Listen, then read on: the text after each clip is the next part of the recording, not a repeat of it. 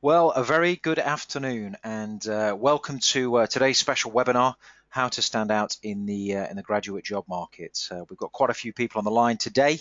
There's a few people drifting in, possibly from lectures or whatever else, so we're just going to give it a couple of minutes just to make sure that everyone can be in the room and take their seats. So while we're waiting, perhaps if you would navigate to your GoToWebinar control panel.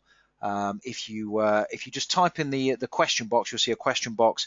If you type in there just a quick message to me to let me know you can see the screen, and also that you can hear me fine, and also let me know where you're from today and perhaps what's prompted you to jump on the webinar. So I'll just give you a couple of minutes to do that. Some people typing in there already. So we've got Peter, who's from Bristol. Can hear me okay? Excellent. Jasmine from Leeds, James from Nottingham. Okay, that's where I went to university. So welcome, James. Got a few more people popping in. Yeah, generally I think people can hear and see the screen. Okay, so we've got lots to cover today. There's been a slight change to the advertised schedule. I'll explain that in a moment. But basically, we're going to be talking about how to stand out in the graduate job market. And standing out is really what it's all about. I'll explain a little bit about my background shortly, but I've advised people on navigating the job market successfully for quite a number of years now, both as a professional recruiter and more recently as an executive career coach, an author in this space. And what it really boils down to is a willingness and an ability to stand out, because with so many people increasingly nowadays chasing fewer jobs, then it really is about standing out to be the one that gets the attention and gets hired. So let's jump through the slide deck. Hopefully this will work. Okay, great. So let's just do a little bit of housekeeping first off. Housekeeping I want to do first off is to say that hopefully all of you can hear and see me, or not see me, but see the screen. And we're using a GoToWebinar platform. This is probably one of the best platforms that's out there. It's one I've used for quite some time. So if there is a challenge, if you get cut off, if I get cut off, then please don't panic. All you need to do is to simply log out and log back in again. I'll still be here. If I lose connection, I'll do exactly the same and log out and log back in. You found the question box, hopefully. There's a couple more people drifting in now. So if you find the question box on the GoToWebinar control panel, you can communicate directly with me there. That pops up on my screen.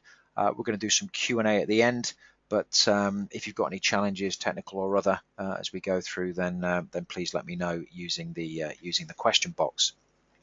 So hopefully nothing shall go wrong. I've used this platform a lot, so we should be in good shape for a good, informative 45 minutes to an hour of content today to help you navigate the job market, the graduate job market successfully. So what are we going to cover today? Well, we're going to cover a number of things. The first thing we're going to cover is how to decide on the career you really want and proactively go out there and get it. Because while you may know what you want to do, it can be another thing finding it. So, we're going to help you decide what it is you really want to do and make a decision on that, and then talk about some strategies and some techniques for going out into the graduate job market to find that opportunity ahead of your competition. The second thing I'm going to talk about is how to secure work experience and make the most of it. Now, work experience is extremely important for a number of reasons I'll talk about in a moment. But one of those reasons is it helps you to make an informed decision. Perception is not always reality. Work experience is a low risk strategy, if you like, to go out into the graduate job market, experience something yourself to make a decision as to whether that opportunity is potentially right for you or not. So securing work experience, sometimes ahead of a first-time full-time job, can be an important way to help you make the right decision. And then we'll talk about why and how to promote your own unique personal brand. Now, branding is something that we see all around us. There's a reason for that. It's important. And if you read stuff online, You read the the LinkedIn published posts. A lot of people are talking about personal brand and why it's so important. But I'm going to explain to you what personal brand really is all about and how to use it to navigate the graduate job market successfully and to get attention in the graduate job market. And I was down in London about 3 weeks ago presenting to an audience of about 125 people at an event. And it was all about how you decide on your personal brand, how you communicate that personal brand to a target audience, and how you do that on a consistent basis. And then we're going to have some time for Q&A. Q&A, stick around for that, because Q&A is probably the most important thing, because what I'm talking about today, there's quite a few people on the line. This is generic advice. It's generic concepts that you can take away and utilize. But of course, because I don't necessarily know the people on the line today and what your specific queries and questions are, please let me know as we go through, because I would rather answer your question specifically than position some of the stuff I'm going to talk to you about today, because I think if I can give you the answer to your question, that's far more important than me second guessing what that question might be. So do stick around for the Q&A. And if you have a burning question as we go through, then find the question box, type that in there, let me know, and I'll deal with it if it's appropriate as we go. So this is the change to the advertised program. I was due to be hosting this webinar today with a gentleman called James Lawson. James is somebody that I've known for a long time. We used to work together in the recruitment space. Earlier on this year, he took a new position at an organization called Better Placed HR People. One of the things he's working hard to do in his business is to provide educational content to people who need it most. And he'd had some contact with, I believe, Leeds, Beckett University. There was a suggestion that we might put on a webinar like this for people in their final year of their degree, or people who've recently graduated, and we'd get this content out to you, which we're still doing. Now, unfortunately, James can't be with us today, but he's got a very, very good reason. I always say, if you're not going to be somewhere, make sure you've got a good reason. And his reason is a very, very good one, because he's just had a baby. His wife's had a baby at the weekend. So he is probably, being a dad myself to two young boys, he's probably up to his neck in nappies. Let's not think about that for too long. But of course, he's pretty busy and pretty distracted with that. But he sends his apologies. We've been through this presentation together, so what I'm going to communicate is some of the stuff James would have communicated anyway, but you'll be in safe hands with me. And James and I have other events planned for next year, 2017, so I'm sure you'll get to meet him on a future webinar as we move forwards into the new year. So, quick introduction from me, and I always think it's important that you know who's talking to you and why they're qualified to talk to you. There are a lot of people out there in the world today communicating advice that isn't based on too much at all. I always think when you listen to somebody, whoever it might be, on whatever subject it might be, one of the important things to think about is this person qualified to speak to me? Should I take note of what this person is saying to me? Because the internet is a beautiful thing. It's a wonderful thing. But there's lots of advice out there on the internet from very unqualified people. In actual fact, the people that you listen to or decide to listen to, they need to demonstrate credibility, and credibility in the thing that they claim to be credible in.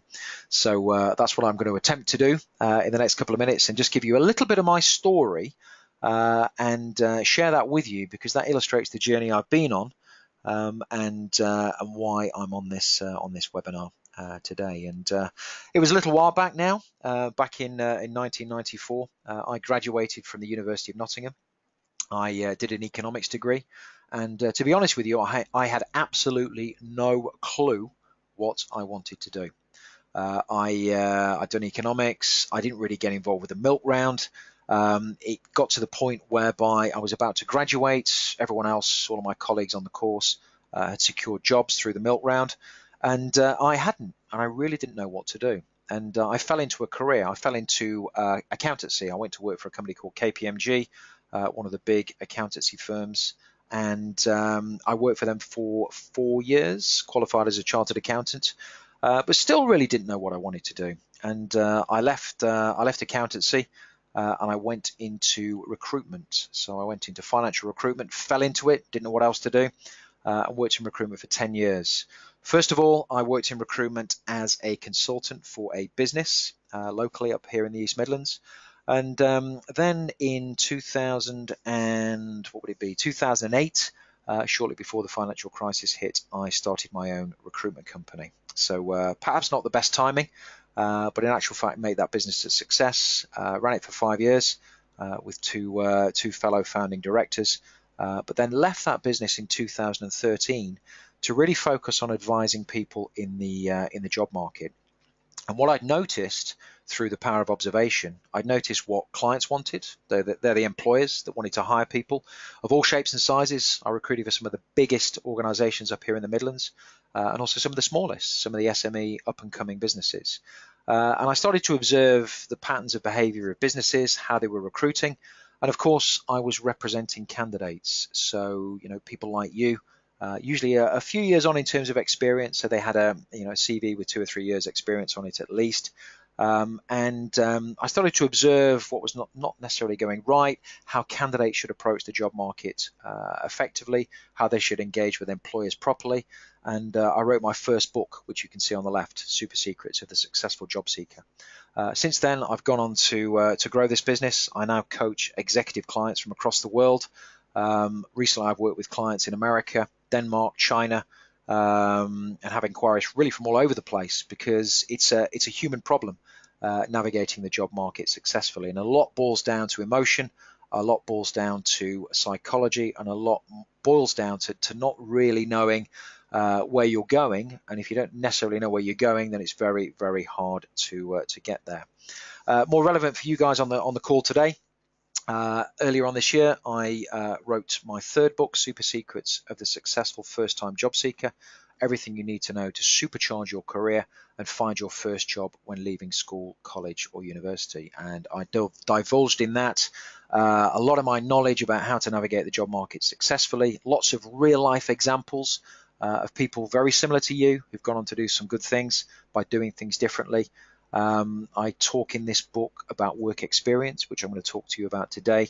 I also talk in this book about how to go out there and build your own business, because I didn't start my own business till I was 35. I'm 44 now, and I didn't really know that you could build a business. It was never on the table for me, but more than ever now, as a very real alternative to taking on a full-time career, full-time employment, there is an opportunity to start your own business. And I think that's an important thing to be aware of, an important thing to investigate if that's something that you're keen to do.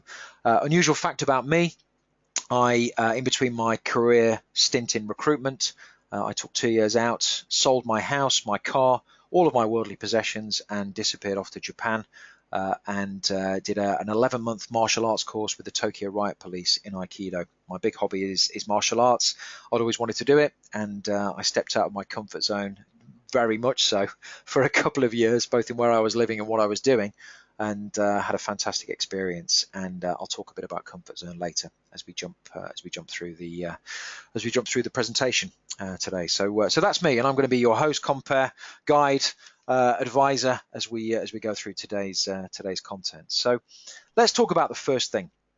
How do you decide on your career? What career you want to do? And let me ask you a question. Those of you on the line today, just type into the question box a yes or a no if you know what it is you want to do with your career. Just type me a yes or a no. Let's see what the general consensus is. Just find the question box, type a yes or a no.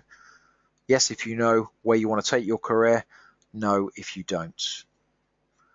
Okay, so we've got a couple of yeses. That's good to know. That's good to know, but quite a few no's. Okay, that doesn't surprise me. That doesn't surprise me. It's very difficult sometimes to know where you want to take your career, particularly if you've got no experience in the workplace already.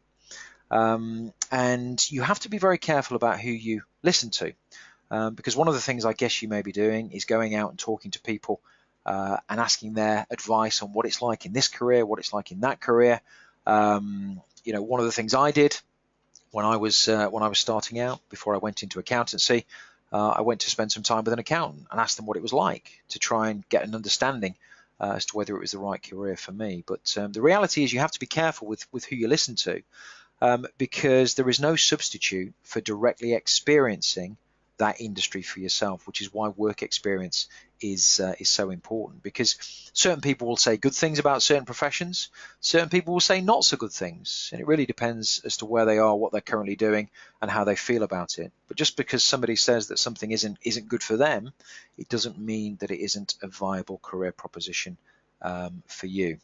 Now, one of the things people do when they come onto the job market is they do two things. They look at job boards, so they look at advertised jobs. I talked about the milk round earlier. This is where organisations come into universities and try and capture people to go and work for them. There's loads of job boards now, multitude of different job boards. And what people tend to do is they look at the job boards and think, that sounds interesting, that doesn't sound interesting, and they react to what they see. But what about if the job that you really want to do is not advertised? What are you going to do? Are you going to settle for something less, or are you actually going to go out proactively to find the opportunity that you want? The other thing that people do in the job market is they register with professional recruiters. Now, James is a professional recruiter. James, of course, can't be here today. But recruitment consultants are an important part of any successful job search strategy.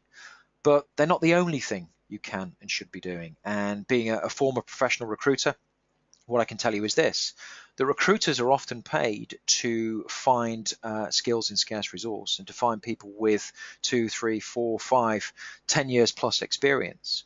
If you're coming onto the job market as a graduate, then sometimes from an employer's perspective, there can be an expectation that actually they wouldn't recruit a graduate job through a recruiter because there's not that level of practical work experience yet. And in actual fact, the best way to recruit a graduate would be to build a relationship with a university, with a local university. Now, not all businesses have built relationships with the university, and if you're looking to go and work somewhere in a different geography that's a bit further afield than the university you're currently studying at, then that means some doors that could be open for you might appear closed to you because you can't see an immediate vacancy. So really the decision you have to make is whether you're going to react to what you see out there in terms of advertised jobs. I call this reactive chaos because generally you're not in control. The job's either advertised or it's not, and then you're in a process applying for a job, and that can be quite chaotic, particularly if people don't get back to you. Particularly if you don't get a response to your CV, which you sent through an online job portal, never ever to be seen again. The other option, of course, is proactive control. And this is about getting very clear about the opportunity that you want. And work experience will help you do that, which I'll come on to. And then in a controlled manner, because you're in control, if it's proactive, you approach employers directly and let them know why they should potentially talk to you about bringing you in to work for their organization, or at least bringing you in for a period of work experience. And that's the difference. And right the way up at the senior executive level, where I spend a lot of my coaching time, a lot of the senior executives, the people earning the big salaries, they are in a situation of reactive chaos when they come onto the job market, not proactive control. And I show them how to take proactive control. So these messages, if you take these now and really implement them into your career strategy, both now and moving forward, when you get to that senior level, you'll be best placed to capitalize on all the opportunities that come your way, and also the ones that don't, but the ones that you want to go out and proactively find. Now, when I was starting out, as I said, I didn't really know what I wanted to do. I hadn't really spent any time deciding what I wanted to do.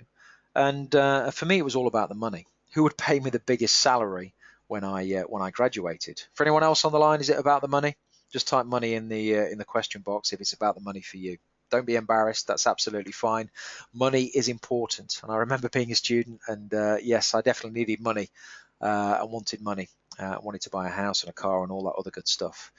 But the problem with that, if money is your only determining factor in which direction you take your career, it may not sit with your passion. And for me, passion is the most important thing, because passion leads to purpose. And what it means is if you find something that you're passionate about, you'll work harder, you'll stay in the game longer. And if you work harder and stay in the game longer, you have a far better chance of reaping the financial rewards longer term. The big mistake in the job market, one of the big mistakes, is to take a job because of the salary package. You do the job for 6 months, 12 months, you get bored. It's not the job for you. So you move again and you try something different. And you do that for another year. You move again. And suddenly, you've worked in industry for 5, 6 years. You've not really found your vocation. You've not really found your calling. At that point, while you may have had a bigger salary to begin with, then pretty quickly the recruiters will start to look at you and say, not sure this person really knows where they're going, where they're destined, where they're headed, what their destiny is. They're not really clear about what they're doing, so we can't really be very clear about how we can help them or introduce them to employers. And employers directly will start to query, well, why did you make this move? Why did you do that move? And it's important that you have a story about your career moves to date. And what I would say to you is this: if you find your passion, you will have a more compelling story, and that compelling story and that longevity in that career choice that you make will lead to greater financial rewards. So how do you decide what you're passionate about? Well, there's a number of clues. What do you do for fun? What kind of books do you enjoy reading? What societies are you involved with at university? I was approached by a local university here in Nottingham by the president of one of the societies. This was a finance and investment society. They they play the stock market and this, that, and the other. People are in that society because they have an interest in investment banking, in the financial world. The fact that you're in a society that does something specific or has a specific agenda could be a clue that actually that's where you should explore via work experience in the first place. That's where you should explore your future career direction. Now, I had a passion when I was sort of 17, 18, maybe a little bit older, for working in the hotel industry. And I thought working in a hotel would be fantastic because, wow, you go on holiday, you got a nice hotel, nice food, nice leisure facilities, beautiful surroundings. And I thought, what a great place, what a great environment to work in. So I got some work experience. It was actually a bit more than work experience. It was a weekend job. I did some of this before university and some during university. But I realized pretty quickly that the unsociable hours, the sometimes difficult customers, wasn't actually for me. It was for many people. It's a great business to go into, but it wasn't for me. And I realized that my perception, I spoke about this earlier, my perception of what it was like to work in the hotel industry was inaccurate, and the reality was something different for me. So by having some experience, by exploring my passion for that sector, but then having some real life experience, whether it be work experience or a part-time job, it told me that that wasn't necessarily the right career for me, and that saved me some time. That saved me from making a wrong decision when it came to full-time employment, having graduated. So one of the things I advise, and I talk about this in my book, Super Secrets of the Successful First-Time Job Seeker, is to spend some time getting very clear about your destination. And I call this your destination statement. And basically, a destination statement is about you thinking about the types of organization that you would like to work for. It's about thinking about the role that you would like to do for that organization. And to a certain extent, the type of person that you'd like to work for, because the person in a senior role in an organization generally sets the culture, and also the location. So let's say you're at Nottingham University at the moment, but in actual fact, you want to work in Bristol. Well, your organization and the role that you're going to do in that organization will be tempered by the location that you pick. The organization that you work for will be linked to your passion, and this will be the starting point for you to explore the type of sector that you're interested in, where your passion lies, the things that you read about, the things you're involved with student societies, to start to explore this through work experience. And then once you've explored through work experience, you complete your destination statement by deciding and determining how long it's likely to take you to find that position. Because if you've had a period of work experience, you decide that creative industries is where you want to work. It might take you a period of time to find a job in the creative industries. And by talking to people who've moved into that sector recently, so colleagues, peer group, whatever else, by talking to professional recruiters, you'll get a sense for how long it's likely to take.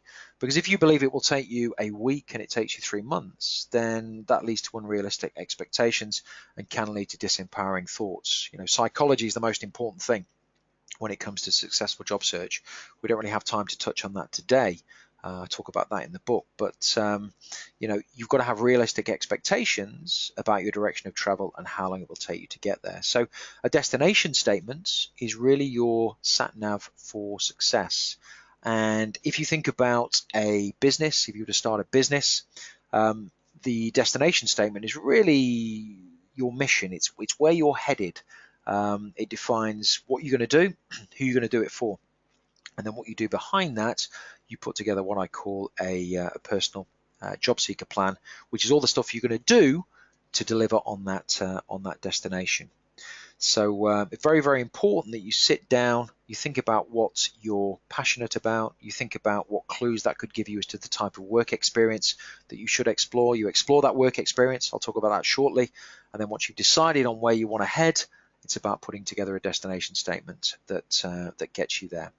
The other reason that you would put this together is it helps you to communicate to a potential employer that you're serious. You can't sit in front of an employer and say, well, I'm kind of interested in this, but I'm not sure. When you go in front of an employer, you have to convince them that that is the career that you want. Because if the next person through the door after you on interview does that and you don't, they'll get the offer and you won't. So it's really important that you convince a potential employer that that's the career that you've proactively chosen. Now, getting in front of a decision maker can be difficult. I talked about job boards. I talked about professional recruiters. Use professional recruiters, very, very important. But talk to them in a slightly different way. I'll talk about more about that in the book. But we don't have time for that today. But the other thing you should be doing is approaching employers directly. So if you know that you want a job in the creative industries and you're based in Bristol, get on Google, get on LinkedIn, have a look at which businesses locally exist in the creative industries. Have a look in the local press, who is communicating a story of success, who is growing, who is hiring. And then it's about approaching those businesses directly, because it really doesn't matter which organizations are advertising or not. At the level you're going in at, entry level, even at the executive level, the fact that an organization isn't advertising doesn't matter at all, because it's about you approaching them in a way that isn't just about a CV and looking for a job. It's about showing interest in the business, and in return for showing interest in their business, they'll also show interest in you, and that could potentially lead to an opportunity. But I know, because I've done it, did it for 10 years in recruitment, and it was difficult to begin with. I know that going direct to employer can be difficult, and it involves a step out of your comfort zone. And really the clue that you're on the edges of your comfort zone is that you may feel scared about doing it. And that's absolutely fine, because your comfort zone is the people you know, the places you go, and the things you're used to doing. So if you're talking to employers that you don't know, you're doing it a different way, you're doing things that you're not used to doing, and these employers are based somewhere that you've not been before, and you actually get invited in for interview, of course that could be very, very uncomfortable. But feeling a little bit uncomfortable is important to know that you're on the right track in standing out from your competition, because it's very easy to stay comfortable. By getting uncomfortable is how you achieve success, both in careers and job search, and also in business. And one of the challenges people face sometimes is they say to me, well, I can't approach an employer that's not hiring, that's not advertising a position. And I ask the question, well, why not? Well, because they're not advertising. I say, well, okay, they may be not advertising, but do you have skills and experience? Do you have an appetite? Do you have ambition in their sector? Well, wouldn't they want to hear from somebody like you? And aren't you doing that business a disservice if you don't actually approach them? They can always say, no, we've not got an opportunity now. But what if they meet you anyway? What if they are interested in your approach? Because it's not just about the CV, it's about you taking an interest in their business. Then when it does come time to hire, perhaps they'll call on you ahead of anybody else. I ran a series of events over the past 2 or 3 months for Nottingham Trent University. here in Nottingham, and this was SME business owners, about 40 of them in a room, and we were talking about how to attract, select, and keep talent. And we're talking about attracting graduates, selecting graduates, and keeping graduates. So imagine you're an SME business, and maybe these aren't the kind of businesses you immediately think of when it comes to finding a career. But SME businesses are some of the fastest growing companies we have in this country.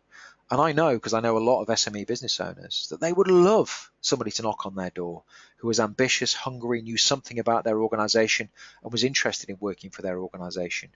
So in actual fact, by not approaching these organizations directly, you are really potentially missing out and really doing these organizations a disservice, because if SMEs, the growth businesses in this country, directly contributing to our economic growth, what do they need? Well, they need talent. They need talent coming out of our universities. And you're an example, if you're on this or watching this on YouTube afterwards, you're an example of the talent that people need in those SME organizations. So don't be afraid to reach out.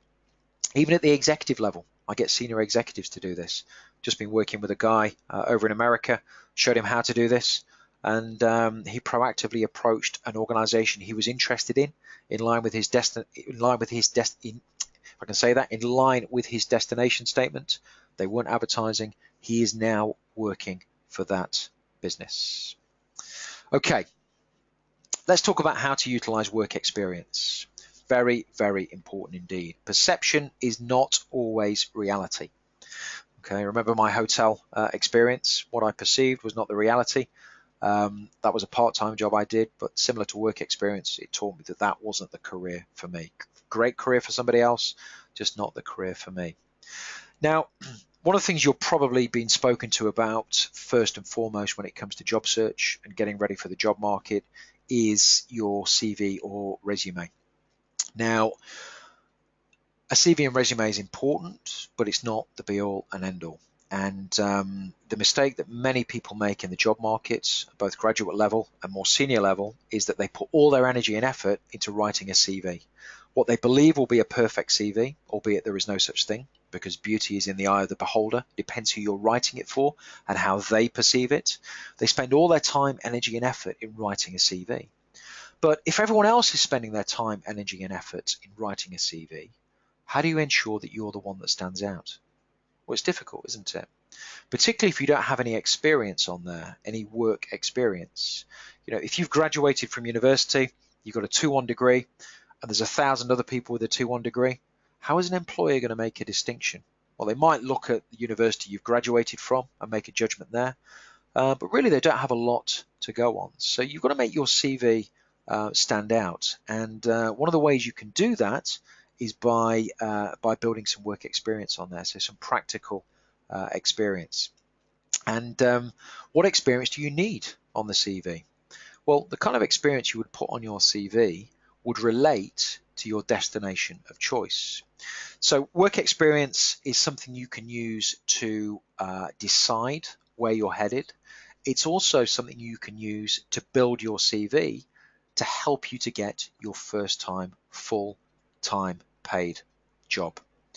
So it works in tandem. It's a decision-making tool, but once you've made the decision, the fact that you've got work experience in a particular industry sector, it convinces the employers in that sector that you're serious. You're more serious than others that don't have that work experience, because you turn up more informed, because you know what you're getting into.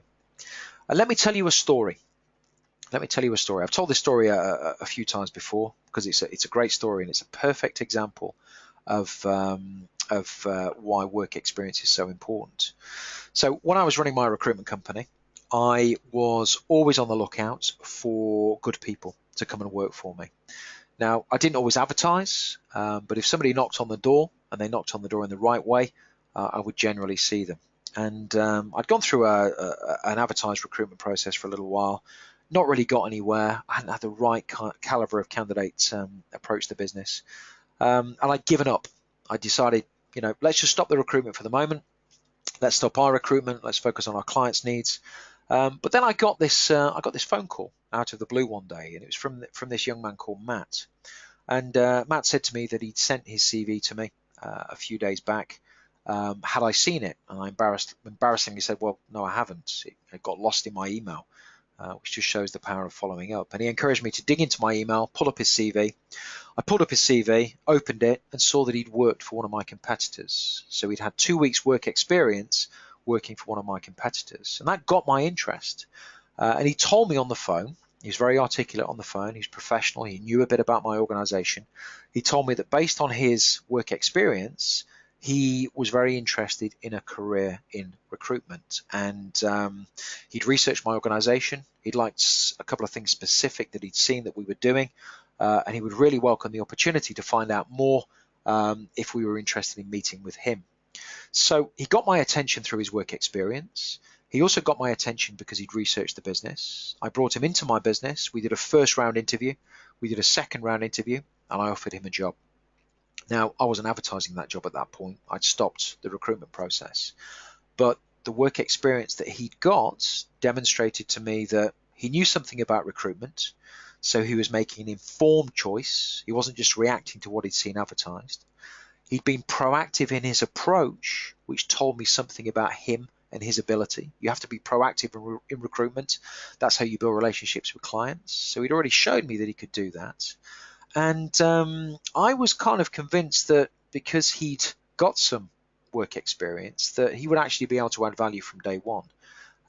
He'd need some training, of course. 2 weeks isn't everything. But in actual fact, he would have some of the raw materials and have some of the base level of understanding that meant that I could generate a return on my investment in him fairly quickly, and brought him into the business and hired him. Now, would he have got that job without work experience? Probably not, because he would have been the same as everybody else. He'd been the same as everyone else that I'd interviewed who'd got a qualification but didn't have any experience to back it up. So work experience is very, very important. So how do you get it, and how do you make the most of it? Well, it's a good question. It's exactly the same as when you go to the job market looking for your first-time paid employment, full-time employment. You approach organizations that you're interested in. You may be less certain that they're the right sector for you, but you're using a week or 2 weeks work experience to find out. You research the organization that you're approaching. You approach them in a way that you compliment them on what they're doing. You show a real understanding and interest in what they're doing. And you ask them if there is any possibility of you coming in to do some work experience, to get a feel for the business. Even if it's a day, doesn't matter. The fact that you've got in the business and experienced the business is what counts. It's not necessarily the length of time. Once you're in the business, what happens is up to you, and you can be reactive or proactive in your work experience placement. I talk about this in my book, Super Secrets of the Successful First-Time Job Seeker. I portray two characters, Natalie and Victoria. Both go on the same work experience placement. Natalie turns up on day one, doesn't really know why she's there, what the organization does, who the decision makers are. Probably that work experience placement was arranged for her. And the organization, the decision makers, realize pretty quickly that she doesn't know that much about what she's coming into. They give her all the jobs that they don't want to do. The traditional horror stories you hear about, making the tea, sweeping the floor, whatever else it might be. And she does all of that. And she doesn't ask for anything more. She thinks that's what it's all about. But Victoria, on the other hand, has proactively unlocked the door to this placement, work experience placement. She knows what the organization does. She understands a bit about the sector because she's read around the sector.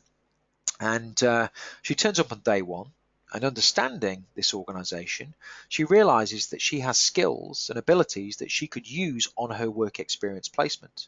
So rather than doing the mundane jobs that nobody wants to do, she suggests on day one to the hiring manager, the person she's working for, she says, look, I've done some research. This is what I've done. I understand one of the things you're looking to do is to develop your social media presence. That's something I have a lot of experience in doing. Could I be of help? Could I contribute to that journey while I'm in the organization? So rather than put her to work and doing something mundane where she won't really experience what it is she wants to do, because she's taken proactive control of where she's headed and what kind of experience she wants, she gets the opportunity to work with the social media team. She contributes, she adds value from day one, and at the end of that placement, she gets offered a position, a full-time paid position. Now, while those two characters may be fictional, the reality is they exist all over the place, and the majority, unfortunately, would tend to be a little bit like Natalie and reactive to a work experience placement. Those that are proactive and get on with the work experience placement, they've created it, they make the most of it, will tend to be the ones that get called back for a permanent job, either at the end of the placement or further down the track. So work experience helps you make a decision on what's right for you. It also helps to build content for your CV. And the experience, going to the middle point here, that you need to put on your CV is achievements. Achievements are stories. Responsibilities are important, but achievements are more important because they tell a story of a start, a middle, and an end. I went into this organization. For 2 weeks, I did this. As a result, I got this and the organization got that.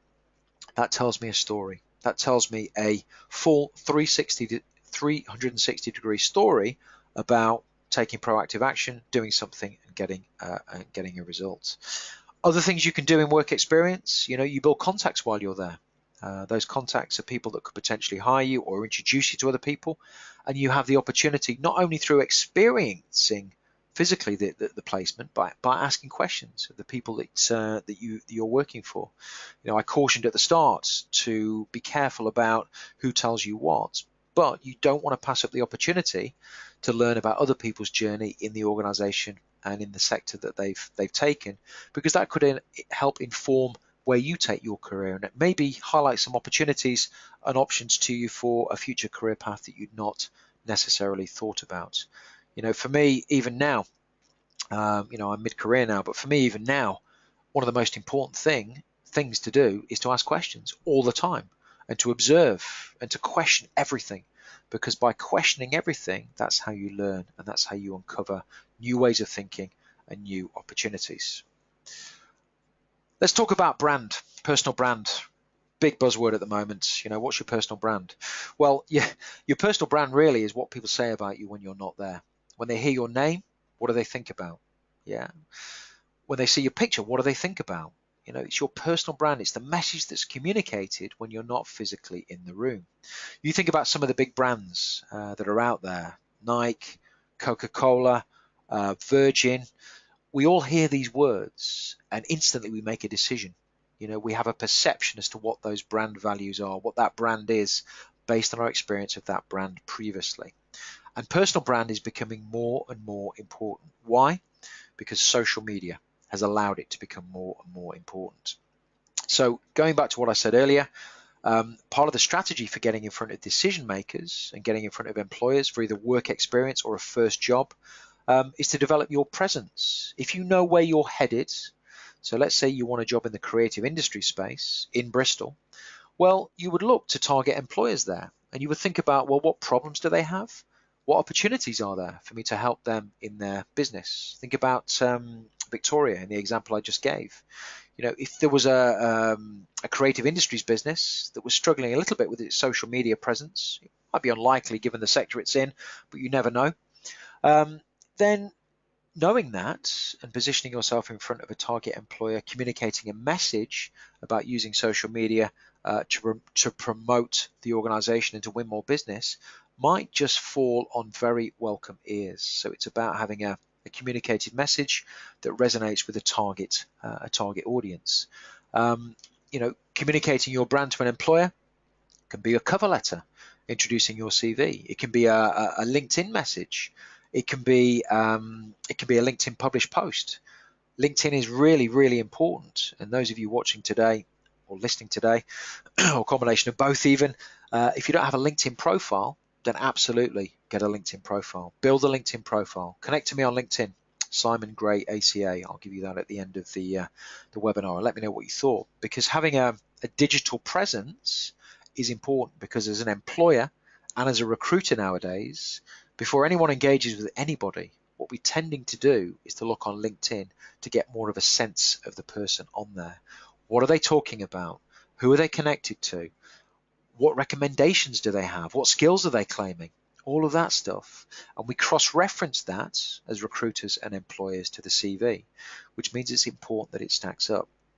So think about this. Rather than here's my CV, hire me, see me, hire me, what about if you built a relationship over time with an employer? See me, like me, trust me, hire me. I explained at the start that employers are constantly on the lookout for talent. They'll be scouring LinkedIn on a regular basis, looking for who stands out. What about if you were the person on there through published posts through status updates, were communicating a message about your target industry space, about what you understood, what your opinion was, some of the observations that you've made, you were sharing content, and you were doing this on a consistent basis. You would probably get people's attention, and you would definitely get their attention if you were communicating in groups.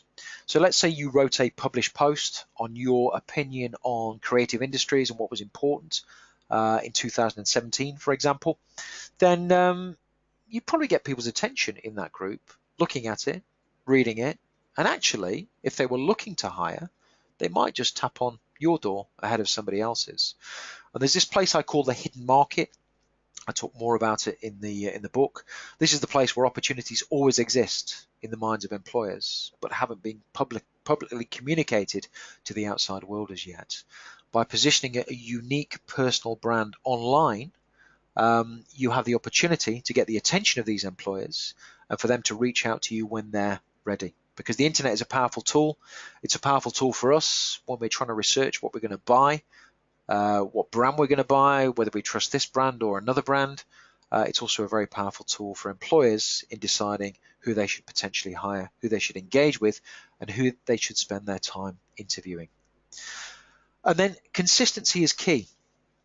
You could build a LinkedIn profile, you could put out one published post, but if that's all you did, there's no continued message. And every piece of content on LinkedIn and social media platforms has a shelf life. So you have to be consistent. You have to be up to date with your message. So I do a blog post every week. I've written it today. I do a podcast every week, and I do an online video on my YouTube channel, Career Codex, every week. And the reason I do this is because it's educational and helpful content. It's not selling, it's educational and helpful content. And this webinar is a prime example of that. This webinar will end up on YouTube. People will watch it. It will help them. When they're ready to talk to me, if they need some more detailed help, then I know that they've got the content, they've seen the content, they've liked it, hopefully they've started to trust the message, and when it comes to hiring or making a decision about who to talk to, then there is a higher probability that they would come to me. So that's really what it's all about. So think about the platforms that you're on. Think about whether those platforms communicate to your target audience. I was talking to a gentleman earlier today. I talk about this in this week's blog post, and he was asking me about which social media channels to be on. And I said, well, where's your target customer? Where are you headed? What's your destination? If you're on Facebook, but everyone you want to talk to is on LinkedIn, well, you've got to have a profile on LinkedIn. You've got to have an attractive shop window. You've then got to use the platform proactively. And of course, social media generation, you've got to be careful, because what your Facebook profile says, what your Instagram profile says, what your Pinterest profile says, and any other profile has to be on message. So they all have to stack up. I've been in a situation in my recruitment company thinking about hiring somebody. They've got a very professional profile on LinkedIn, but you look at their Facebook profile, no, probably not the right candidate for us back in the day. So all of your profiles have really got to stack up and be on message with what you're trying to achieve. So that's pretty much it in terms of the formal presentation. What I would say is this: there is an opportunity to connect here to me. LinkedIn, Simon Gray ACA. If you go to LinkedIn, connect to me there. Follow me on Twitter. James, of course, couldn't be here. For those of you joining a little bit late, had a baby. His wife had a baby at the weekend, so he's very tied up with that, quite literally. But he'll be back with me next year to do another webinar. If you've found the content today useful, what I would recommend you do is get hold of this book, Super Secrets of the Successful First-Time Job Seeker, on Amazon. And what I'll do now just as I invite some questions. I'm just going to drop the link to that on Amazon into the question box. So we've got a couple of minutes for some questions. If you've got a question, if you go to the question box, just type it in there, whatever the question is. It's a great opportunity for you to ask something specific to your situation. I'll give you 30 seconds to a minute to drop something in there, and then I'll answer those questions as they come through. And I've just dropped the link to the book on Amazon.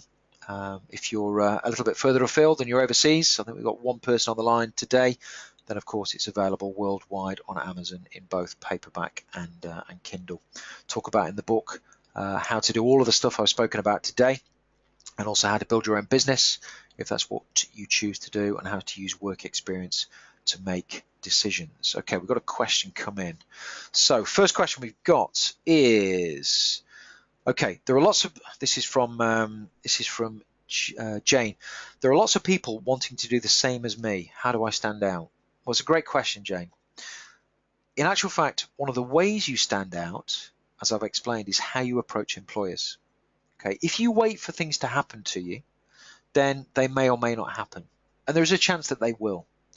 But that doesn't really help you stand out, because if everyone else is waiting for things to happen, well, everyone's waiting. There's no differentiating factor. But if you're the person that gets very clear about where you're headed and what it is you want to do, and as a result goes directly to an employer of choice, well, that is standing out. That will get an employer's attention. And if there are other candidates that they're interested in talking to who have responded to adverts, the fact that you're the one that's proactively gone out there and approached them directly will tend to get their attention. And they'll probably focus on you first and foremost when it comes to making a decision as to who to bring in for interview. Okay, thanks for that. Thank you for that question. Okay, Arash has got a question. Okay, good question. Should I include hobbies and interests on my CV? The answer is yes, because hobbies and interests show what you're interested in doing away from the work environment. And it's a very important clue as to what kind of person you are. I always had a rule that when I recruited for my own recruitment company, that I would look to see what people's hobbies and interests were. And my view was this: if I found somebody that didn't have hobbies and interests, that couldn't get passionate about something away from the day job or the career that they wanted, well, that would raise a really big question mark about how passionate they'd be in working for my organization. So whatever it is you're interested in, communicate that ideally in the form of an achievement on your CV, because even if you don't have work experience achievements or practical experience achievements relating to the industry sector you're targeting, what it will tell a potential employer is that there is something about you. You are interested in something, and as a result, they will be more convinced that you might be interested in seriously working for them and in their particular industry sector. Okay, a couple more. Just give you a couple more minutes just to pop some questions in. We've got about 5 minutes, so I'll stick around and answer any questions that people have. As I say, the link to the book is in the GoToWebinar control panel. For people watching this on YouTube, I'll stick that in the narrative box underneath for those of you watching it later.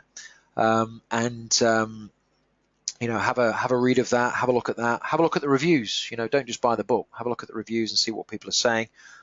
If you are really looking to stand out in the job market and get ahead of the competition, then I can promise you that that book will give you a distinct advantage over your competition. Okay, so a couple more questions. Okay, what about other social media platforms? Peter has asked. Okay, good question.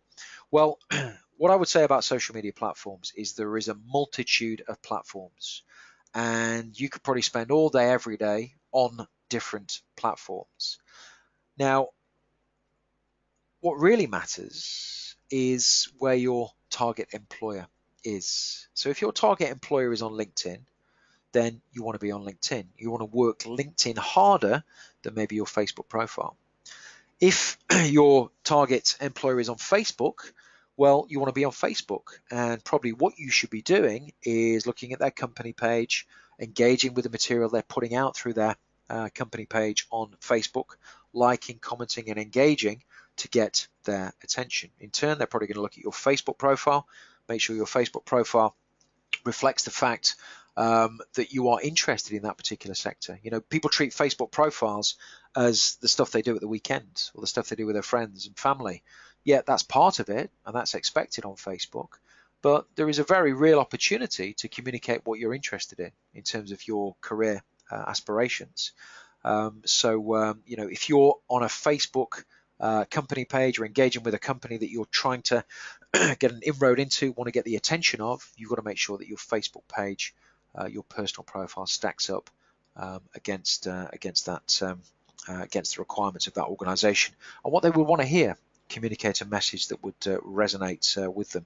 As I said earlier, you've got to have a consistency with your social media profiles. So don't tell one story on Facebook and a completely different story on LinkedIn, because the two need to sync. Yes, there's different ways to communicate on these platforms and different styles of communication, but the message needs to be the same or very similar, and it needs to be pitched to your target audience. That is if you're using your profiles for building a career, opening up job opportunities, as opposed to just engaging with your friends, family, and whoever else.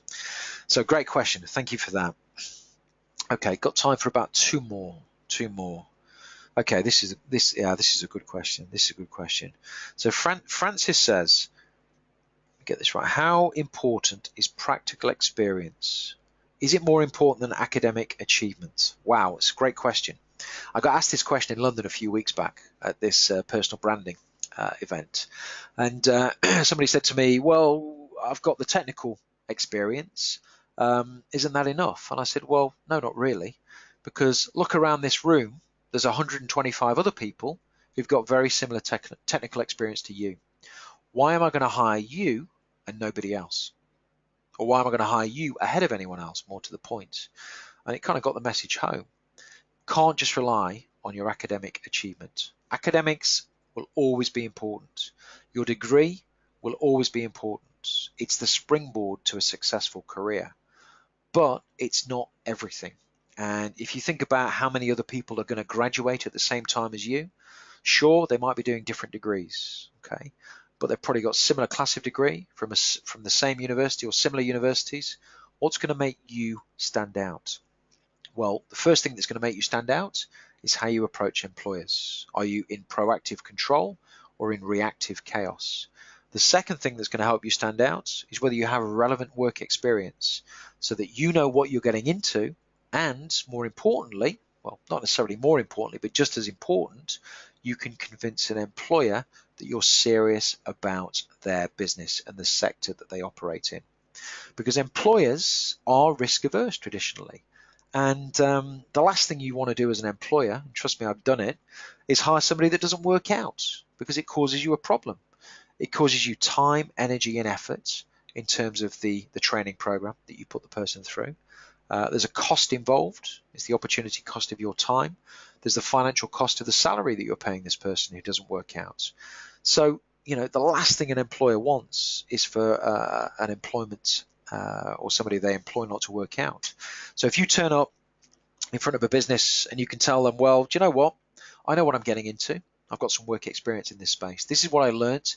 This is what I like about your sector. This is what I specifically like about your organization, and why I want to work for your business and nobody else's. That's a great message. That's going to make an employer who is risk averse more keen to talk to you, to interview you, and ultimately to make a decision to hire you over your competition. Okay, any last minute questions? Okay, this one always pops up. How long should a CV be? Okay, as long as it needs to be. Don't get worried about the length of the CV. You know, a one-page CV is probably fine for somebody leaving, you know, university, graduating. But think about what's on that CV. I've talked about achievements. Can you demonstrate achievements via work experience or via your hobbies and interests? Your academic qualifications will be on there. That will speak volumes, but practical experience or achievements that you've undertaken outside of, you know, away from the working world, what you've done at university. You know, I was mentoring a group of students from Nottingham Trent University for the past 2 or 3 weeks. in something called the Institute of Directors £10 Challenge. They've got a £10 investment. What they had to do is go out into the business community, use their entrepreneurial skills to turn that £10 into as much money as possible to raise money for the John Bangiste Cancer Research Centre here in Nottingham. What a great initiative. What a great thing to put on their CV. 2 weeks of effort and energy, but in actual fact, what a great way to captivate a potential employer's interest on the basis that they did something at university that wasn't just about getting the qualification, it was about doing something else. So think about what else you could be doing and communicate that on your CV. Your CV, as long as it needs to be, what it should have on there is enough information to communicate the right message to the right target audience. So we're about out of time now. In fact, we are out of time. I like to start promptly and finish promptly. Thank you ever so much for everyone who's joined me today. Apologies again that James couldn't be with us. I'm sure he'll be back next year, and we'll do something together then.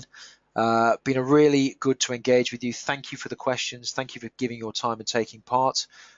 Please feel free to connect to me on LinkedIn, Simon Gray ACA, or to send me a message on Twitter at Career Codex. And if this has been enough for what you need to date, that's absolutely fine. If you want more information about how to navigate the job market as a final year in your final year at university, or as a recent graduate, or even if you're watching this and you're at school or college, then my book Super Secrets of the Successful First-Time Job Seeker will absolutely help. If it doesn't, send me a message. I'll gladly refund the money. But you can find that book on Amazon, and it's available worldwide. So I'm going to sign off now. I'm going to process the recording. Whatever you're doing this evening, enjoy the rest of the evening. Thanks for joining me. Take care, and I'll talk to you soon.